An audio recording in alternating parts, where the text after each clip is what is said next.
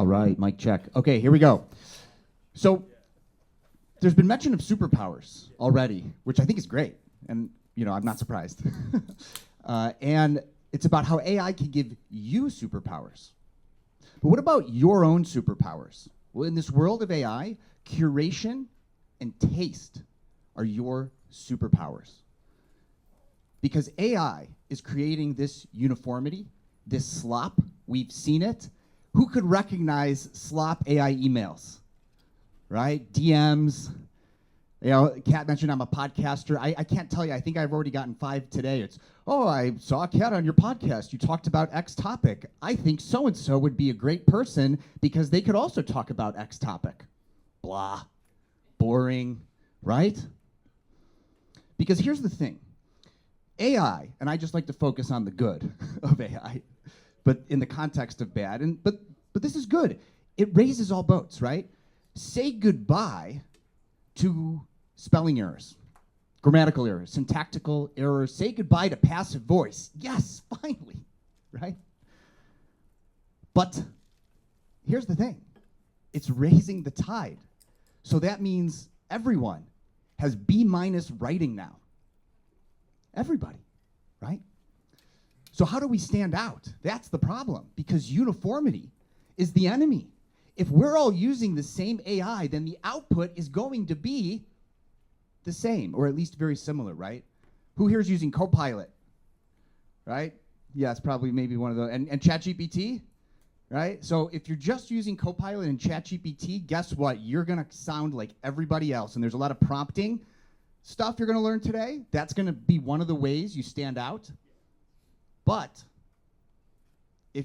if you don't think about how you're using these tools and what's going in the sources and how you want the output to look, you're just going to sound like everybody else, right? Because curation is a skill. Now, usually I'm helping and working with lawyers, and we've got all kinds of professionals here today, but whatever your subject matter expertise is, you're the expert, right? Even law students, even students getting their master's degree, they're learning specialized things that could help distinguish them from the average person using AI. One of the things I like to say is, people ask, well, can I just use this legal AI specific tool, and why do I need to hire a lawyer? But yeah, I could download Adobe Photoshop. It doesn't make me a graphic designer, right? The subject matter expertise really matters in a world of AI. But I'm going to introduce you to my favorite tool. It's called Notebook LM. Anybody here using Notebook LM? All right, only a handful of people. All right, how awesome is Notebook LM, right? Yeah. So Copilot does have a notebook tool. It's not as cool, I think, as Notebook LM.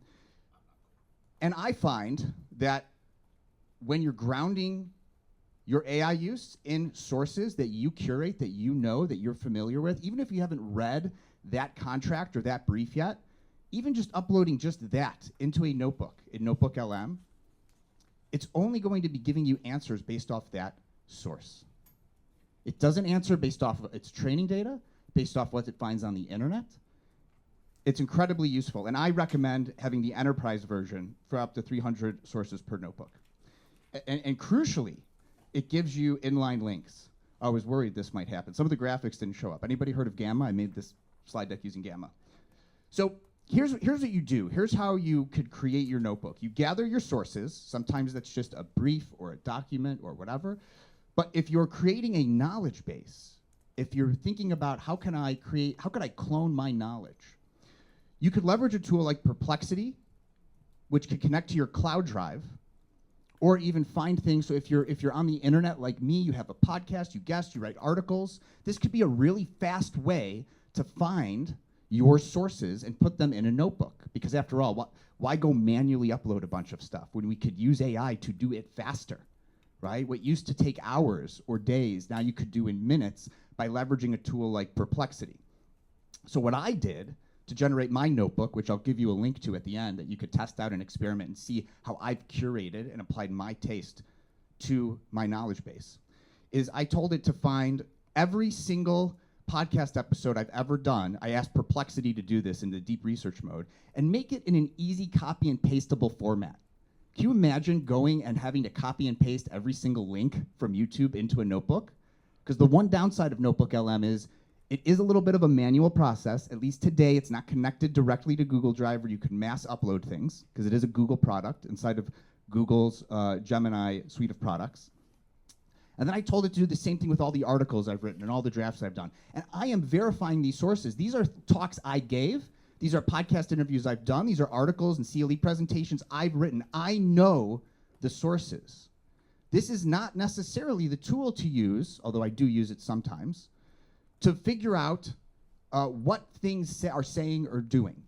I know the sources. I'm not doing research with this tool. This is not a legal research tool or research tool. And though they do have a deep research feature, I don't recommend you do it. Oh, and you can upload Word docs into Notebook LM now, but I don't recommend you do, because if you connect a Google Doc to it and you update that Google Doc, that's the way to turn your notebook into a living document.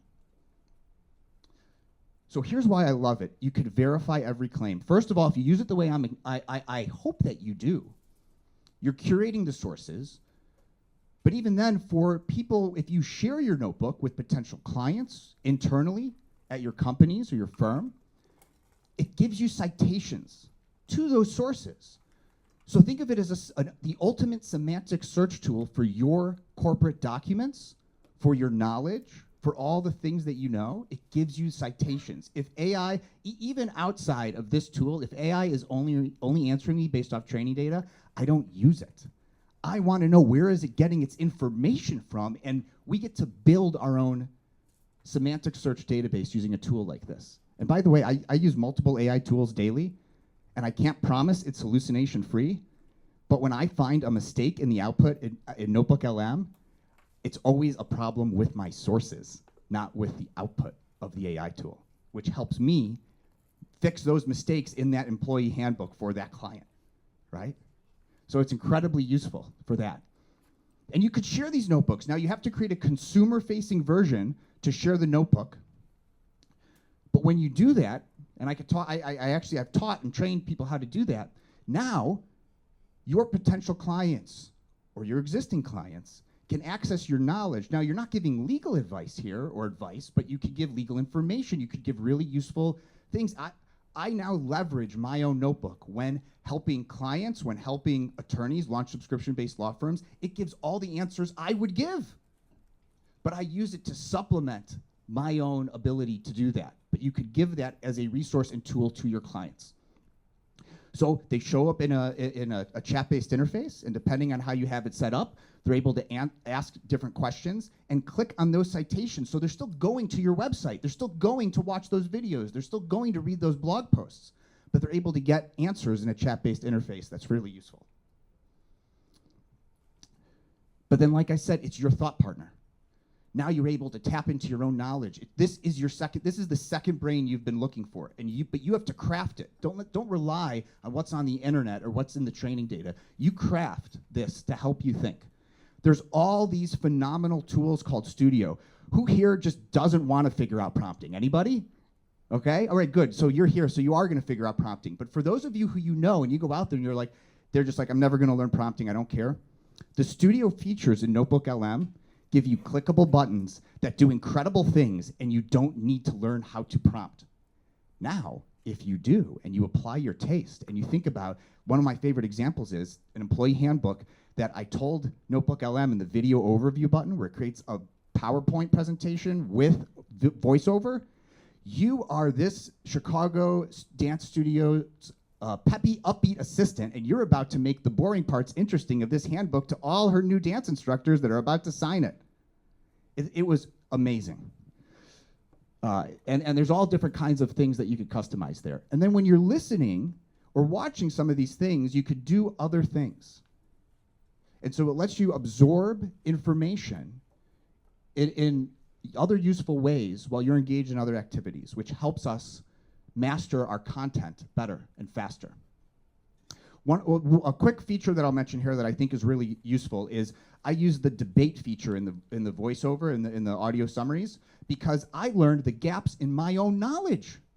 And then, okay, so it says that litigation is really hard for doing alternative billing, and I found, oh, well, it's missing that you could change different subscription tiers. when litigation scope changes. So I was able to go in and build out that source and add it to my notebook. Because here's the thing, when clients are leveraging your knowledge, when it's asynchronous, how do you bill for that? Certainly not by the hour. You're not doing anything. You've already curated the source. So taste is not optional. Your superpowers are curation, taste, and it's a benefit to you and to your clients. I'm Mathew Kerbis, and if you want to check out my notebook, go to notebook.practi.ai. Thank you.